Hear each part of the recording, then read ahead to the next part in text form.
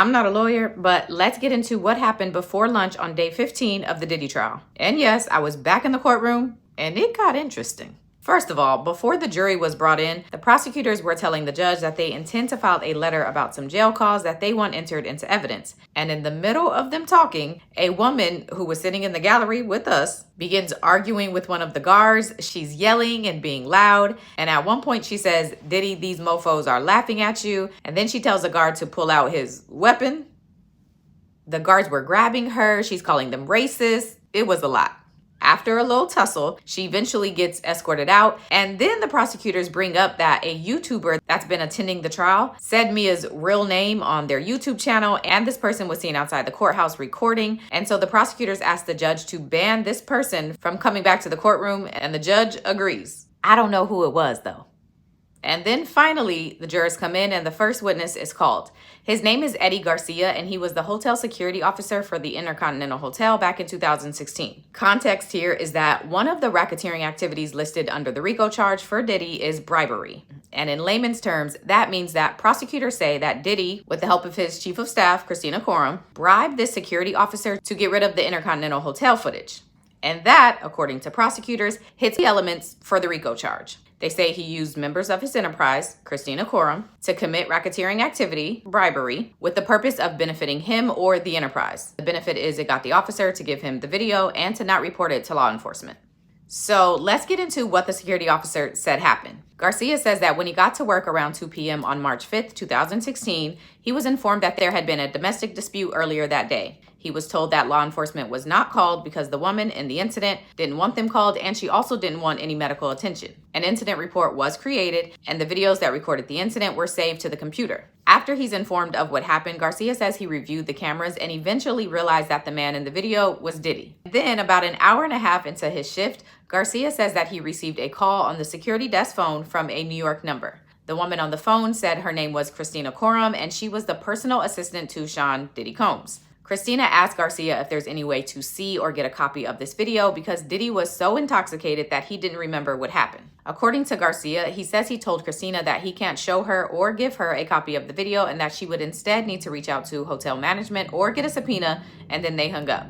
About an hour after that call, Garcia says he gets another call, and this time it's from the hotel operator, telling him that a woman named Christina Courtroom was in the front lobby of the hotel asking for him. Garcia said he went down and Christina was there, and again she asks him if she can see the video because Diddy was unaware of what happened and that they need to know what they're dealing with. Garcia says he again tells her that she needs to reach out to hotel management or get a subpoena, but he also tells her, quote, "Off the record, it's bad." According to Garcia, he goes back to his security desk, and later that evening, he gets another call from that same New York number. He answers the phone, and Christina tells him that someone wants to speak to him. The next thing he knows is Diddy is on the phone, and according to Garcia, Diddy sounded nervous and was talking fast, and he tells him that he had too much to drink, and you know how it is with women, and if this video gets out, it could ruin him, and so he's asking Garcia to give him the video. Garcia says he tells Diddy that he will again need to speak with the hotel management or get a subpoena. After that last interaction, Garcia says he sends an email to the general manager of the hotel and to his boss, the director of security, informing them of the calls he had received and that Diddy wants to have a meeting to discuss this incident because he was really concerned about the video.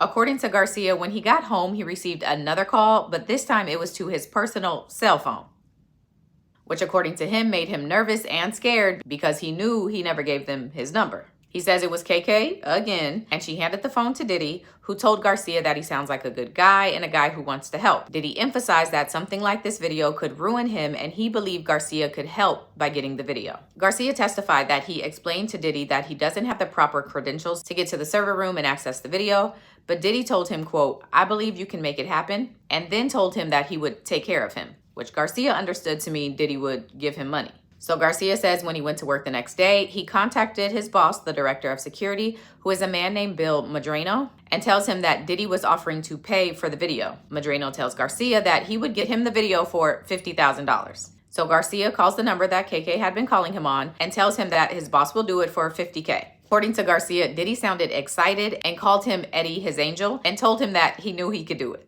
With the plan in motion, Madrino comes to work, he goes to the server room, and when he comes out, he hands a black USB to Eddie and says, "Done." Diddy provided an address to Garcia, which was to a high-rise building, and so Eddie drove over, and when he arrived, he says a bodyguard comes down, gets him from the lobby, and takes him to one of the units. When he enters the unit, Diddy and KK are already in there. According to Garcia, Diddy again calls him Eddie his angel. He offers him some tea, and then Garcia hands over the USB to Diddy. Garcia says Diddy leaves the room for a little while, and when he comes back, he asks if that's the only copy of the video. Garcia makes a phone call to his boss Madrino and then confirms that it's the only video. Garcia says he expresses his concern that Cassie might file a police report, which could affect him since he was making the tape go away. But Diddy says Cassie also wants the tape to go away, and then he calls her on FaceTime, and Cassie tells Eddie herself that she has a movie coming out soon and she also wants this tape to go away. Once off the phone, Garcia says that Diddy then requested the IDs of Eddie Garcia, Bill Madrino, and the other officer who was there. The other officer who was there that day was actually the very first witness that testified in this trial, Israel Flores, but Garcia tells Madrino that he was concerned Flores was too much of a rule follower and wouldn't go along with providing his ID, so Madrino gets the ID of another officer who was there that day instead.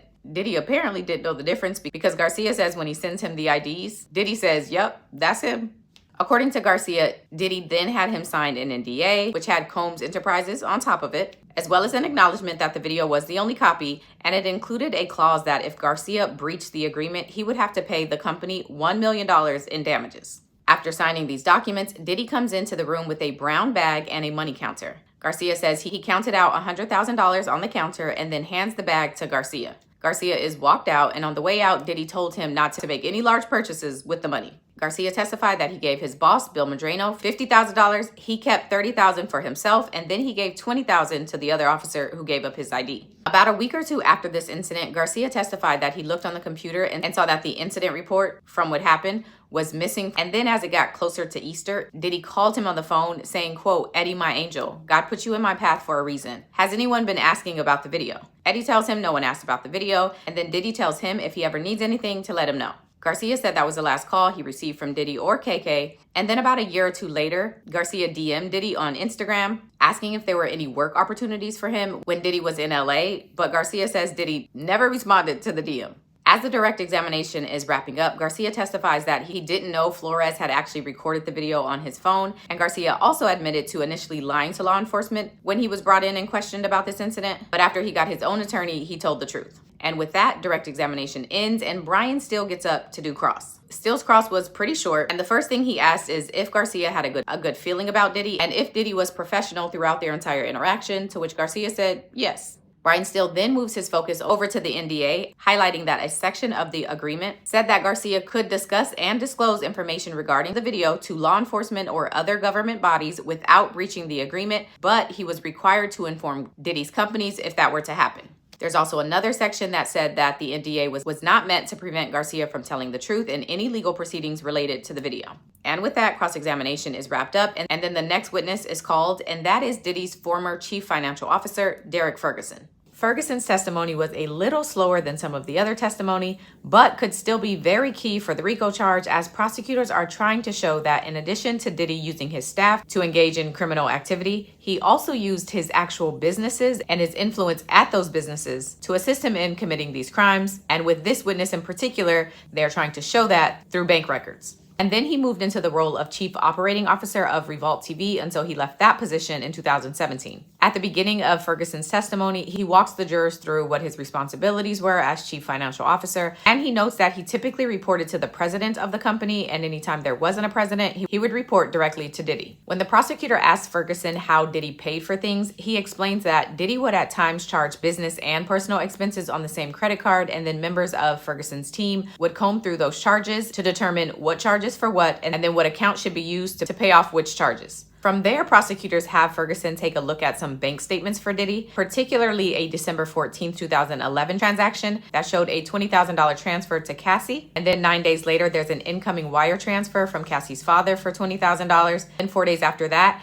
Diddy's account returns that $20,000 back to Cassie's dad. And if you recall, when Cassie's mom was on the stand, she testified that around the time Diddy found out Cassie was dating Kid Cudi, he demanded her parents pay him $20,000 because he was upset that he spent money on her and she was messing with Kid Cudi. so he wanted to be paid back. Cassie's mom testified that she sent him the money because she was scared for Cassie's safety and because Cassie told her that Diddy was threatening to release some explicit videos of her. Cassie's mom does testify that a few days after she sent the $20,000 to Diddy, the money was returned to her, and so these transactions appear to support that chain of events. Derek Ferguson's direct examination is wrapped up by him explaining that since leaving his position in November of 2017, he has only sporadically spoken to Diddy, and it's either been related to his leaving the company or occasionally reaching out on holidays. Ferguson does say that Diddy reached out to him on September 16, 2024 with a text saying hello and asking Ferguson to give him a call, and then Diddy sent another text shortly after that saying he was in New York and wanted to know if Ferguson was free to get together and talk and get some advice. But Ferguson says he wasn't free and never responded to the message. On cross-examination, Diddy's defense attorney asked Ferguson if he ever saw anyone help Diddy commit crimes, to which he says no, and he also says that he's never seen Diddy try to make the company stronger by any type of coercion. Derek Ferguson acknowledges that he learned a lot from Diddy, and he says that Diddy pushed the entire team. However, when the defense attorney asks Ferguson if he thinks highly of Diddy, Ferguson responds that he doesn't know how to answer that. And with that, the day wraps up.